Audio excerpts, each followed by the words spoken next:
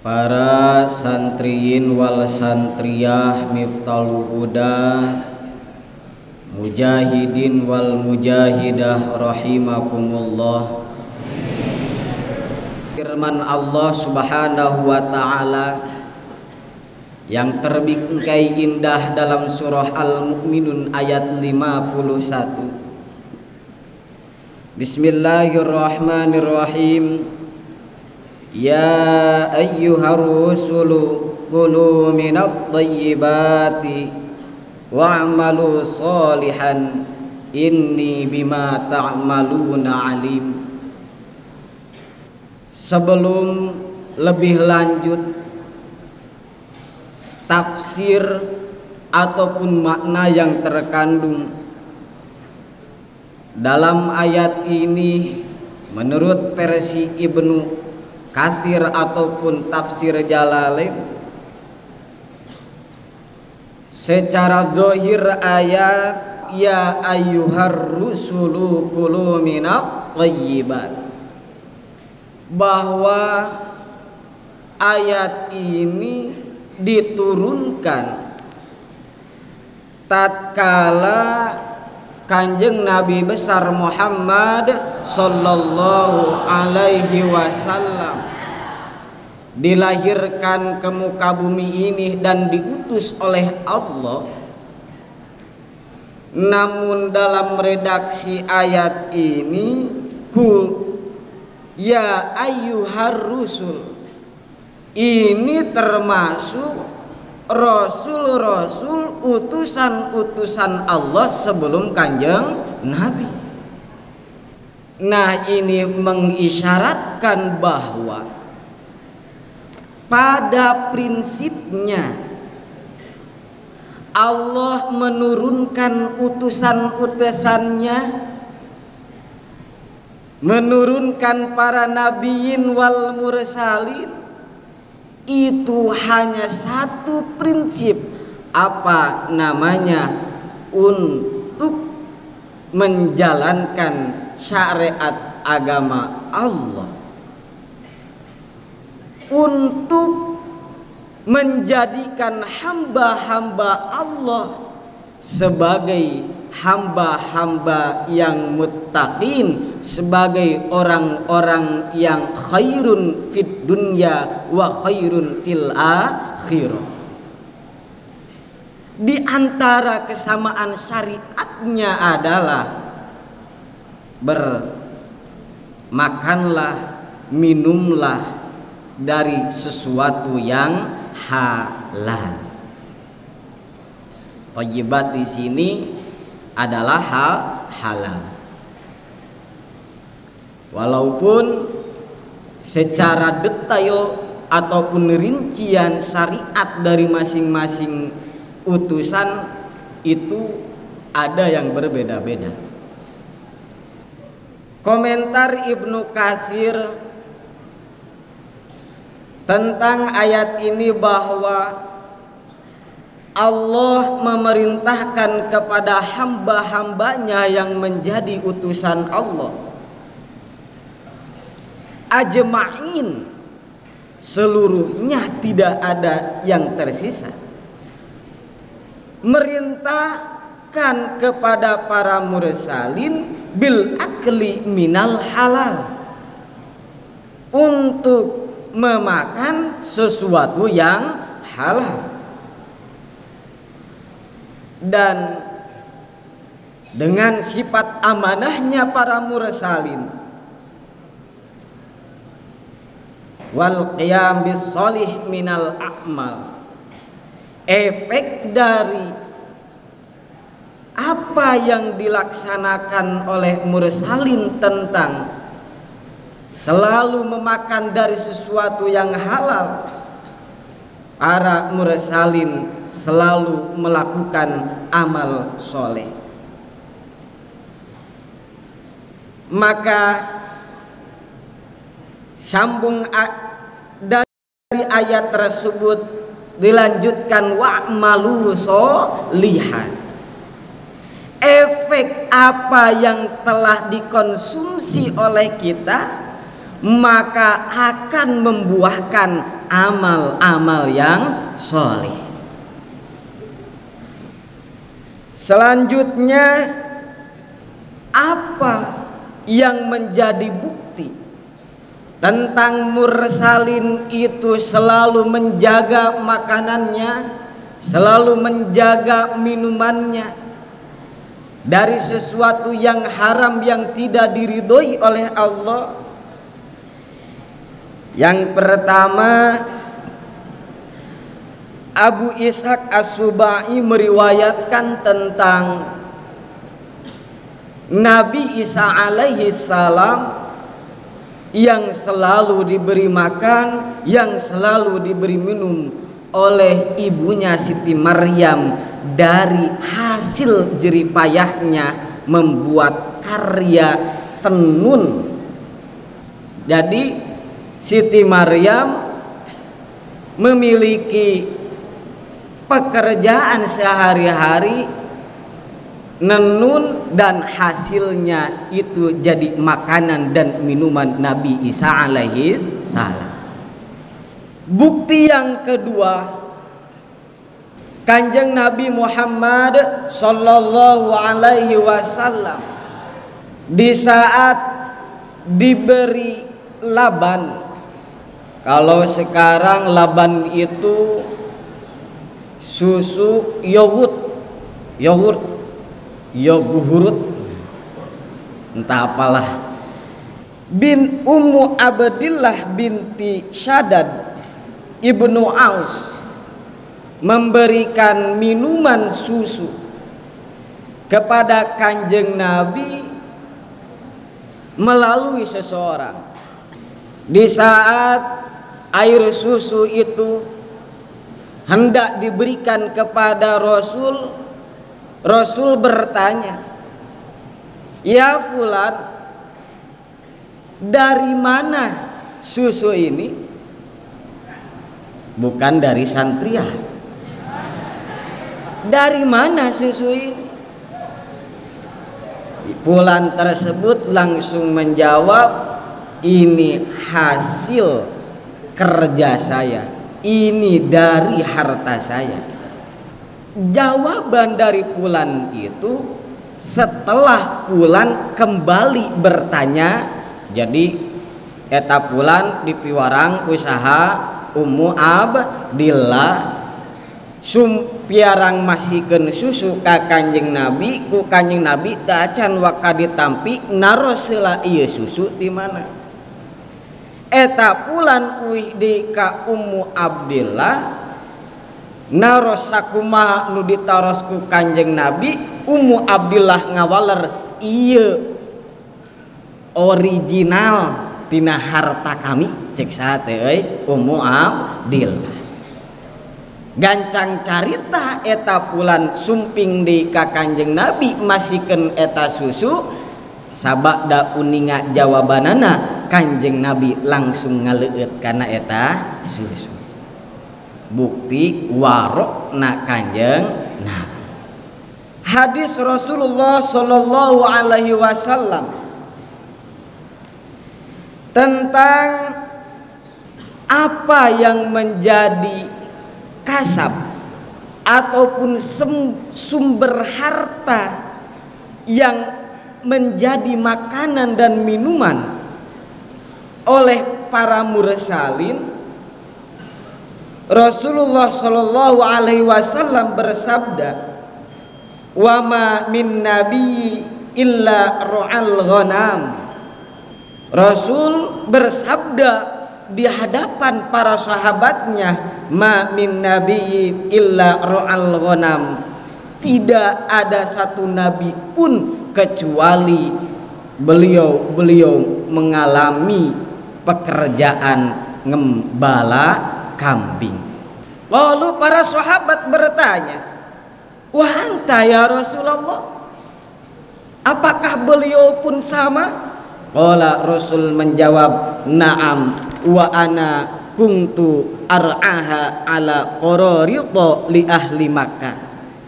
Yes, aku pun mengembala dan diberi upah beberapa qirot dari ahlu Mekah. Selanjutnya, apa maksud dari hadis tersebut tentang para mursalin itu mengembala kambing? Ini selaras dengan hadis Rasul yang lainnya tentang hadis di saat Rasul ditanya oleh para sahabat, su'ila Rasulullah ayyu kasbi atyabu. Ya Rasulullah, apa kasab, apa pekerjaan yang paling baik? Qala, Rasul menjawab, amalur rajul biyadihi, yakni pekerjaan seorang laki-laki biyadihi, dengan tangannya sendiri. Wa kullu kasbin mabrurun, dan setiap pekerjaan yang baik. Nah, secara otomatis apapun makanan yang kita makan, apapun makanan minuman yang dimasukkan ke tubuh para mursalin, itu adalah hasil dari harta yang halal, hasil dari pekerjaan yang the best, yang terbaik. Itu bukti yang kedua, bahwa para mursalin itu bukan hanya sebatas diperintah oleh Allah untuk kulu, memakan sesuatu yang thayyibat, tapi para mursalin pun mengamalkannya. Bukti yang ketiga adalah Nabi Daud alaihi salam. Nabi Daud alaihi salam dalam kitab Sahih dijelaskan, inna Daud alaihi salam kana yakulu min kasbi yadi.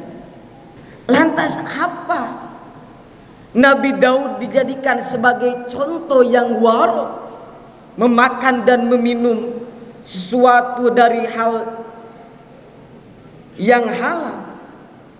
Karena dalam hadis lain, inna ahabbas siyam ilallah siyamu Daud. Dengan kewaroannya Nabi Daud alaihi salam, sehingga Allah mencintai puasanya Nabi Daud. Wa ahabbal qiyam ilallah qiyamu Daud. Efek dari waroknya Nabi Daud, Allah paling mencintai solatnya, yakni solatnya Nabi Daud. Karena solatnya kanjeng Nabi Daud kana yanamu nisfal lail, bahwa Nabi Daud tertidur dalam setengah malam, wa yaqumu sulusahu wa yanamu sudusahu, bangun pada sepertiga malam, sholat tahajud, sholat qiyamul lail, wa yanamu sudusahu, dan tertidur lagi 1/6 malam. Wa kana yasumu yauman wa yuftiru yauman, karena puasanya Nabi Daud 1 hari puasa, 1 hari buka. Wala yafirru idza laqah, dan Nabi Daud tidak pernah kabur dari jihad perang. Apa yang menjadikan amal-amal yang dilakukan oleh Nabi Daud itu bukti dari kewaroannya Nabi Daud alaihi salam. Hadirin santriin wal santriyah rahimakumullah. Selanjutnya, masalah makanan dan minuman yang halal tadi telah kita simak manfaatnya telah kita simak pembuktiannya yang telah dilakukan oleh para mursalin, yang menjadi efek besar ataupun penentu amal-amal selanjutnya. Maka alangkah lebih tepatnya di saat kita pun mengetahui 4 bahaya di saat makanan dan minuman yang kita saji dari sesuatu yang haram. Jadi aya 4 bahaya, aya 4 kacilakaan, aya 4 efek negatif di saat naon tuangan inumun anu katuang nu kainum urang. Yang pertama,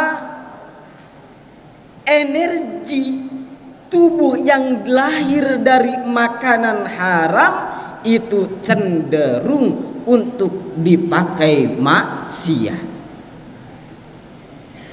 Dalam kitab Ihya Ulumuddin juz 2 halaman 91,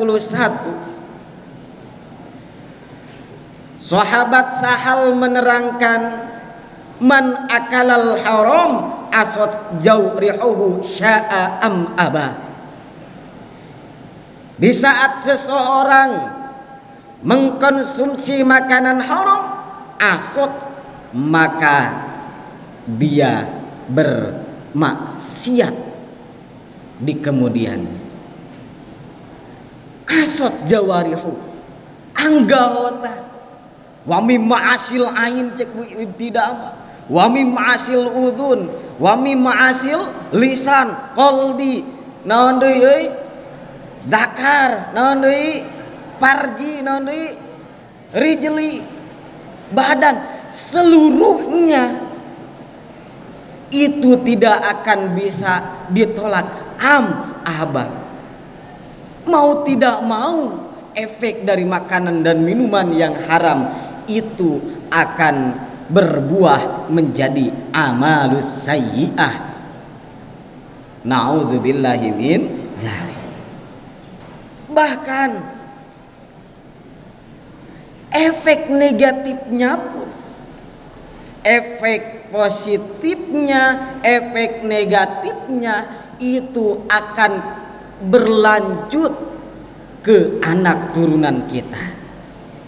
Tidak halnya seperti Idris. Siapa Idris? Ayahnya Imam Syafi'i, Muhammad bin Idris Asy-Syafi'i. Idris ayahnya Imam Syafi'i. Itu apa yang dimakan, apa yang diminum dipastikan adalah halal, dipastikan adalah thayyibah. Sebagaimana telah kita ketahui tentang kisahnya, di suatu hari Idris ayahnya Imam Syafi'i berjalan di tepi sungai, lalu menemukan buah delima yang mengalir. Di saat Idris itu minum dari air sungai dan pun mengambil buah delima, namun setelah memakannya Idris tersadar, am halal aw haram, apakah ini makanan halal ataupun haram. Lanjut Idris bergegas berjalan melawan arus sungai, sehingga ditemukanlah sebuah pohon delima yang lebat. Lalu Idris tersebut mencari siapa pemiliknya, dan di sana ada seseorang setengah baya. Ditanya oleh Idris, punten Kang, manawi ieu tangkal anu akang mohon aya naon jang abdi tadi parantos nuang buah delima anu akang nyuhungkeun ridona eta pemilikna henteu langsung ngaridokeun tapi langsung maparinan beberapa syarat jang kuring bade maparinan ridho kana tuangeun nu dituang ku ujang tapi aya hiji syarat wayahna ieu kebon sok gawean ku anjeun salami sabulan. Idris ayahnya Imam Syafi'i tidak berpikir lama karena apa? Tujuan pokoknya adalah halalnya apa yang dia makan. Setelah 1 bulan Idris bekerja di kebun pemilik buah delima. Lanjut lapor kepada sang pemilik. Namun ridho belum juga diberikan kepada Idris. Tapi wayahna jang aya hiji syarat deui. Ujang hayang menang ridho ti akang wayahna kudu nikah ka putra akang anu teu bisa ningali, anu teu bisa ngadengi, teu bisa ngobrol, bahkan lumpuh. Nu kabayang ku Idris harita maknya urang kawin jeung leupeut. Eueuh ceelian, eueuh panonan, lumpuh teu bisa mapa. Tapi Idris tidak berlanjut pada pemikirannya yang negatifnya. Karena apa? Satu prinsip untuk halalnya apa yang beliau makan. Siap kang abdi nikah ka putri akang. Waktos harita telami lajeng diakadan beres akad eta pemilikna miwarang ka Idris yang jung pendakan bojo anjeun pas di pendakan ka bojona anu ceuk pamikiranna mah lu bahkan manehna teh masih keneh asa-asa aing arek kumaha manggihan ge ngan pas panggi terkejut si jejaka penuh persoalan di hatinya. Inikah sudah jodoh, inilah istrinya. Iya gitu pamajikan orang teh pas muka pas malik eta putri anu ngabogaan tangkal dalima gelis anu kawanti wanti endah kabina bina. Masya Allah, subhanallah pokoknya panon aya curule indah ningalina raraina masya Allah nembege ngahariwos langsung malik geuning bisa ngadenge. Itu sabab naon dijawab ku sepuhna yeuh jang muhun putri akang teu bisa ningali, teu bisa ngadengi, teu bisa leumpang nyaeta lain teu bisa ningali kana secara dohir tapi teu tiasa ningali, ngadengi, ngobrolkeun, ngalengkah nyepeng kana hal anu teu diridhoan ku Gusti Allah. Hasil dari Idris dan istrinya maka memiliki anak yakni Imam Syafi'i. Alhamdulillah dari madzhabul arba'ah yang paling masyhur, yang paling banyak pengikutnya adalah Imam Syafi'i. Sebagaimana kita dalam furu'iyah mengamalkan apa yang menjadi madhabnya Imam Syafi'i. Hadirin rahimakumullah. Itu baru pertama. Jadi manfaat pertama apa? Energi tubuh yang lahir dari makanan haram cenderung untuk maksiat. Sebaliknya, kalau dari yang halal itu akan mengakibatkan atau efek positifnya melaksanakan amal soleh. Yang kedua, efek negatifnya adalah terhalangnya doa. Rasulullah Shallallahu Alaihi Wasallam bersabda kepada para sahabatnya, ya Sa'd, atib mat'amaka takun mustajabad da'wah.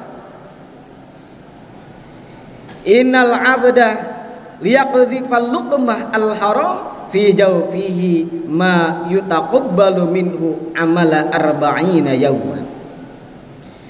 Inti dari hadis ini adalah Rasul memberikan warning kepada para sahabatnya, wahai para sahabat, di saat kalian memakan, meminum dari sesuatu yang haram, maka Allah tidak akan mengabulkan doa kalian. Bahkan satu luqmah, satu suapan saja yang sampai kepada jauh, kepada perut kita, ma yutaqabbalu minhu, tidak akan diterima amal kita, amala arba'ina yauman, selama 40 hari. Itu efek negatif yang kedua. Yang ketiga, sulitnya menerima ilmu dari Allah. Walaupun kita memaksakan mata ini untuk terus fokus dalam mengaji, pendengaran ini selalu dipasang dalam setiap mengaji, tapi ingat, di saat setelah kita mengaji memasukkan hal yang haram, maka ilmu bisa kita terima tapi tidak ada manfaatnya. Ataupun sebelum kita memanfaatkan, ilmunya pun sudah terhalang. Mata ulah riut, ulah nyalahkeun guru. Lah aing mah guru teh si Aa mah, si Eteh mah, Akang Haji mah ngajina tengarti, lain tengarti, tapi introspeksi diri ka diri masing-masing, bilih teh mah samemeh ngaji urang dahar anu henteu halal. Hal ieu dialami oleh Imam Syafi'i di saat beliau sulit menerima ilmu. Bahkan Imam Syafi'i curhat kasaha ka guruna Imam Waqi yang dinazamkan, syakautu ila waqi'in su'a hifzi fa arsyadani ila tarkil ma'ashi. Imam Syafi'i curhat ka guruna Imam Waqi tentang hesekna nalar, tentang hesekna nampi ilmu. Tuluy Imam Waqi maparinan nasihat, fa arsyadani ila tarkil ma'ashi. Ye tekudu riut geus we tarkil ma'asi, tinggalkeun maksiat. Naon hubunganna ninggalkeun maksiat jeung ngadahar anu haram? Ari nuangeun anu haram, ari ngeleueut anu haram eta teh mangrupikeun maksiat. Maka kuncina nasihat dari gurunya Imam Syafi'i hanyalah satu, yakni tarkul ma'asi.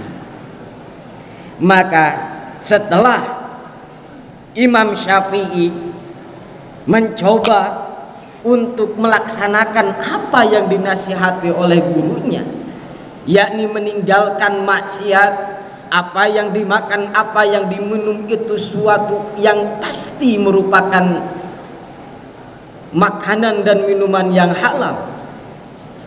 Maka Imam Syafi'i begitu cepat dalam menimba ilmunya. Bahkan al ilmu nurun, ilmu itu cahaya. Sedangkan maksiat itu adalah zulmu, adalah kegelapan. Jadi bertolak belakang antara ilmu dan maksiat. Yang terakhir, bahaya dari apa yang dikonsumsi itu merupakan yang haram adalah ancaman keras nanti di akhirat. Kanjeng Nabi Muhammad sallallahu alaihi wasallam bersabda, kullu lahmin wadamin nabatan min suhatin fannaru aula bihima. Kullu lahmin wadamin, setiap daging dan darah yang mengalir, yang menjadi tubuh kita,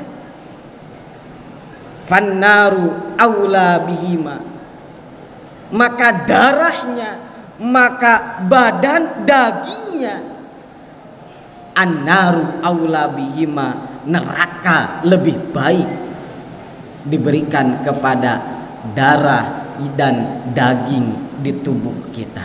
Na'udzubillahi min dzalik. Hadirin sidang tafsir rahimakumullah. Tadi ada contoh yang konkret tentang kewaroannya para mursalin, tentang kewaroannya para ulama. Kini jangan jauh-jauh, guru kita Syekhuna almarhum al-maghfurlah Kyai Haji Khair Afandi, beliau adalah ulama warasatul anbiya. Ajengan apa yang dihasilkan, apa yang menjadi makanan dan minumannya itu hasil dari apa yang beliau tanam. Jadi jangan mah seueur balona, seueur kebona, sawahna anjeunna digarap dibantosan ku para santri. Saur jangan panghalalna kasab, panghalalna bisnis, panghalalna pekerjaan nyaeta anu hasil tina tatanen, cenah kitu bahasana teh. Jadi yakin barokahna. Maka deui seperti halna istri anjeunna henteu tuang henteu leueut anu ti pasar. Anu ti mana cenah? Ti pasar. Bahkan anjeunna oge can pernah ka pasar. Kunaon? Margi di pasar di dinya pacampur jalma anu jujur jeung jalma anu henteu jujur dina bisnisna. Nah, ku kaapikan ku kawaroan guru-guru urang sadaya.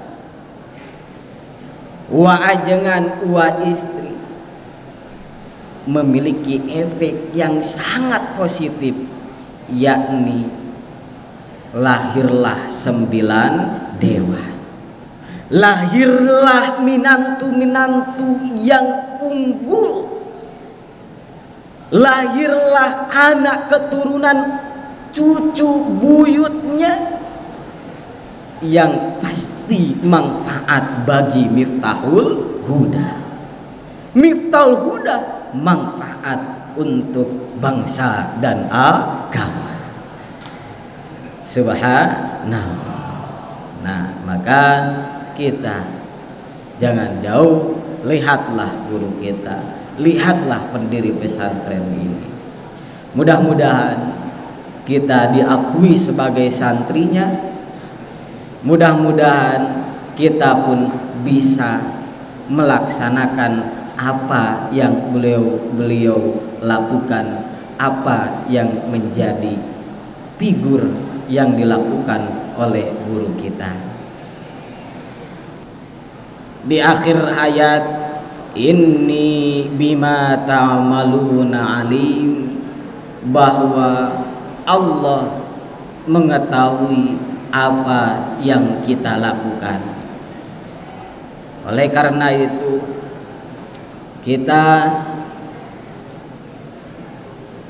mencoba dan berusaha untuk tetap hati-hati apa yang kita makan itu halal atau haram, apa yang akan kita minum itu halal ataupun haram. Mudah-mudahan Allah Subhanahu wa taala memberikan kita hidayah dan taufik, dan memberikan kita kekuatan untuk menjauhi dari sesuatu yang haram yang tidak diridhoi oleh Allah Subhanahu wa taala. Amin ya Allah ya rabbal alamin. Shadaqallahul